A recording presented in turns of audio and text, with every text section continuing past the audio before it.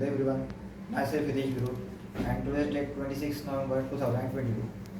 Today we'll discuss about the polymorphism in Java. So the polymorphism is an second pillar of object-oriented programming concept. The word polymorphism, which having many forms. In simple word, we can define the polymorphism, which is an ability to a message to be displayed to the more than one form.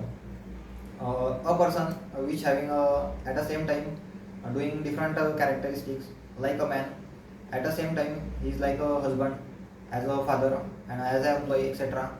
At the same time he is doing different characteristics in different situation. It is known as polymorphism. The polymorphism, which is considered as the most important features of object oriented programming.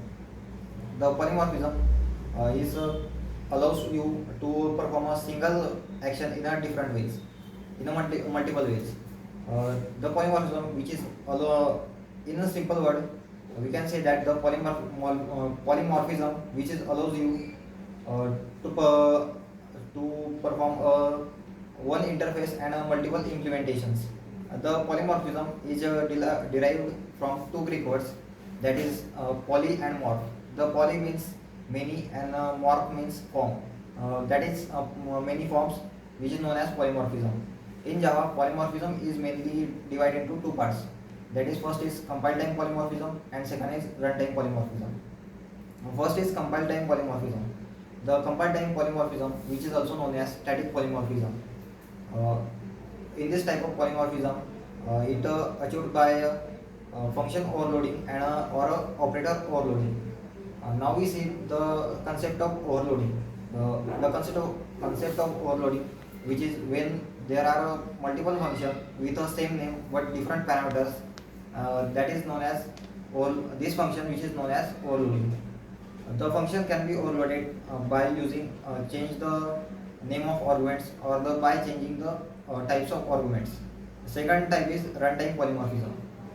The runtime polymorphism, which is also known as dynamic method dispatch, which is a process in which calls to overridden the method at a resolve at a runtime rather than compile time. In this process, the overloading method, which is called through the reference variable to the superclass. The determination of the method to be called based an object being referred to the reference variable. Now we see the example of runtime polymorphism, which is we are creating two classes, bike and splendor.